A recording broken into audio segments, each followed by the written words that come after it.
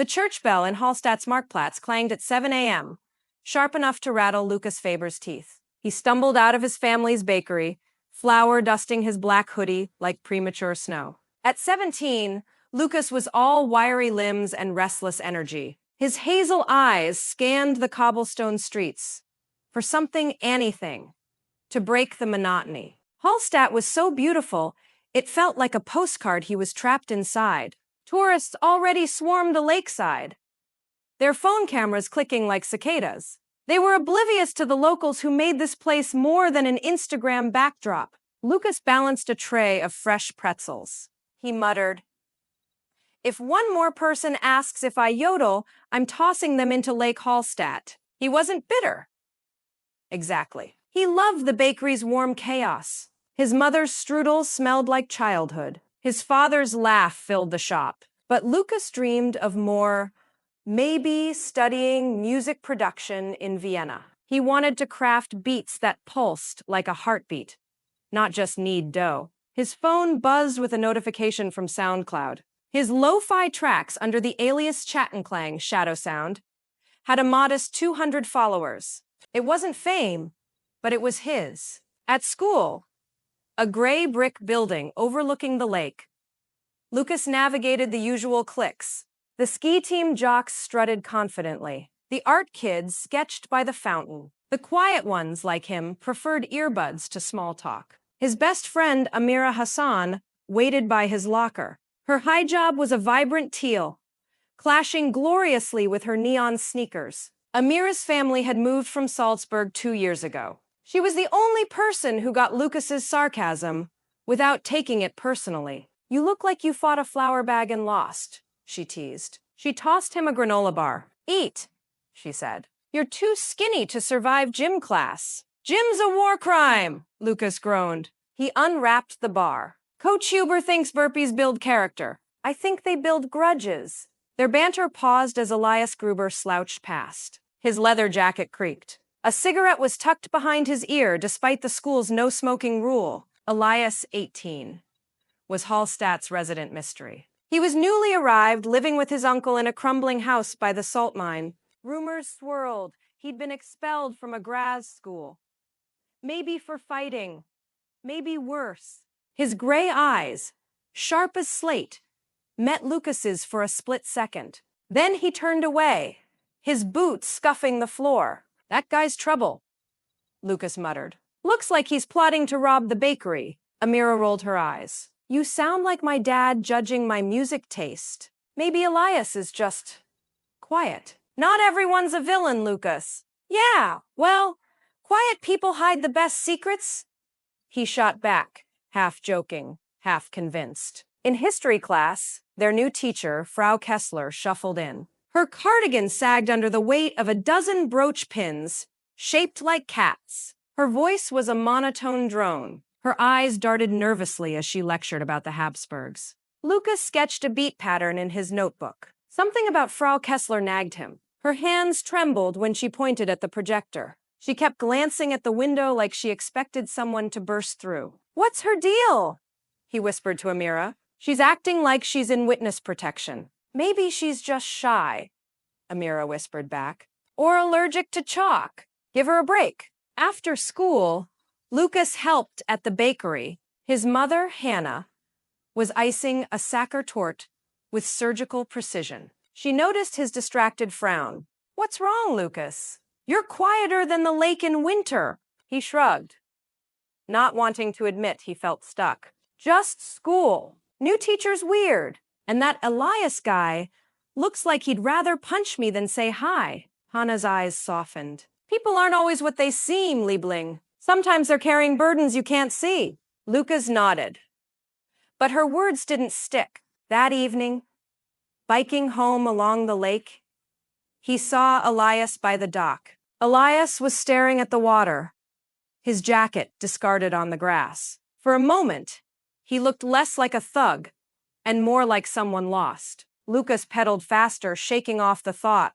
"Not my problem," he muttered. The inciting incident came the next day. In music class, Herbaum announced a group project. They had to compose a piece inspired by Hallstatt's history. It would be performed at the town's autumn festival in 2 weeks. Lucas was paired with Amira, Elias, and surprise, Frau Kessler as their mentor. She'd volunteered to oversee the project. Lucas groaned inwardly. Great, he muttered. A wannabe delinquent, a nervous wreck, and Amira, who'll probably make us rap about salt mines. Amira elbowed him. Be nice. This could be fun. Elias, slouched in his chair, said nothing. His fingers tapped a rhythm on the desk, almost musical. Frau Kessler, clutching her cat brooch, stammered. I think you'll create something special. Meet me at the museum tomorrow to research. Lucas caught Elias's eye again. Less hostile, more curious. Something stirred in him, a mix of suspicion and intrigue. Why was Elias here? Why was Frau Kessler so jumpy? And why did he, Lucas, care? The Hallstatt Museum smelled like dust and old wood. It was a stone building crammed with salt mine artifacts and Celtic relics. Lucas, Amira, Elias, and Frau Kessler gathered around a display of ancient lyres. They were brainstorming their music project. Lucas suggested a lo-fi track blending traditional zither with electronic beats. Elias scoffed. Sounds like elevator music for hipsters. Oh, and you've got better ideas, Lucas snapped. What? A heavy metal ode to your bad attitude? Elias smirked, surprising Lucas. Maybe, he said. Got a guitar at home. Could riff something. Amira clapped. See? Progress. Frau Kessler? Any thoughts?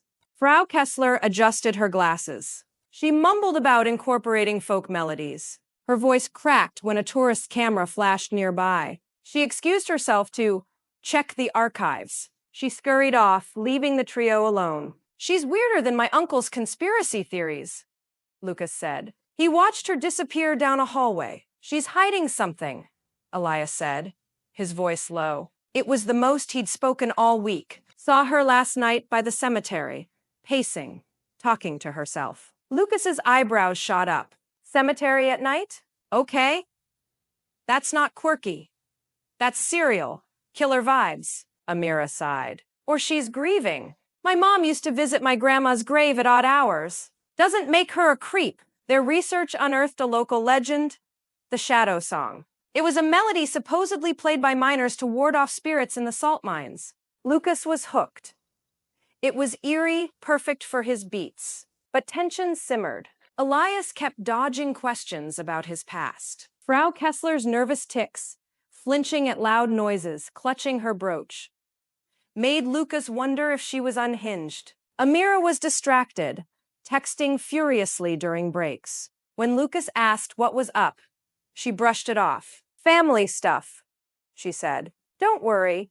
At the bakery that evening, Lucas vented to his father, Carl. Carl was kneading rye dough, like it owed him money. Elias is a jerk. Frau Kessler's probably on the run from the law. And Amira's acting like I'm invisible, Lucas said. This project's a disaster. Carl chuckled. Sounds like life, son. People are like bread. Takes time to see what's inside. Keep an open mind. Lucas rolled his eyes but couldn't shake the feeling he was missing something. The next day, during a rehearsal at school, things escalated. Elias brought his guitar, playing a raw, haunting riff. It stunned Lucas. Where'd you learn that? He asked, genuinely curious. Elias shrugged. Taught myself. Had a lot of free time. Before Lucas could pry, Frau Kessler interrupted, her face pale. We need to change the song, she said. No shadow song. It's inappropriate. Her voice trembled. She clutched her brooch so tightly her knuckles whitened. Why? Amira asked, frowning. It's part of Hallstatt's history. It's just not right, Frau Kessler stammered. She fled the room. Lucas exchanged looks with Elias and Amira. Okay. That's not normal, he said. What's she afraid of? Elias leaned in, his voice barely a whisper. I followed her last night. She was at the cemetery again, digging near a gravestone. Not like a shovel, but her hands. Dirt everywhere. Lucas's stomach twisted. Digging? That's unhinged. We need to find out what's going on. Amira hesitated. Or we could just ask her. Stalking's a bit much, don't you think? But Lucas was already hooked, his imagination racing. Was Frau Kessler a fugitive? A ghost? Obsessed weirdo? And what was Elias hiding behind his tough guy act? That night, Lucas and Elias, against Amira's protests, snuck to the cemetery. They hid behind a yew tree. Sure enough, Frau Kessler was there, kneeling by a small gravestone, muttering. Lucas strained to hear. I'm sorry. I should have been there. Elias nudged him. Look, she's got something, a box. Frau Kessler unearthed a small metal box. She clutched it to her chest before hurrying away. Lucas's heart pounded. We need to see what's in that box. Back at school, Amira was furious. You two are idiots. Spying on a teacher? What if she's just mourning someone? Then why's she digging up boxes at midnight? Lucas countered. And why's she so scared of a song? The confrontation peaked during the next rehearsal. Lucas, emboldened, confronted Frau Kessler. Why don't you want us to play the Shadow song? What's in that box you dug up? Frau Kessler froze, her eyes wide. You followed me. Elias crossed his arms. Yeah, and we're not the only ones curious. Amira groaned. Guys, stop. But Frau Kessler's face crumpled. You don't understand, she whispered. She sank into a chair. The Shadow song, it's tied to my daughter. She died 5 years ago. She was your age. The room went silent. Lucas's bravado evaporated. Your daughter? Frau Kessler's voice shook. Lena loved that song. She was researching it for a school project, obsessed with the mines. There was an accident. A cave.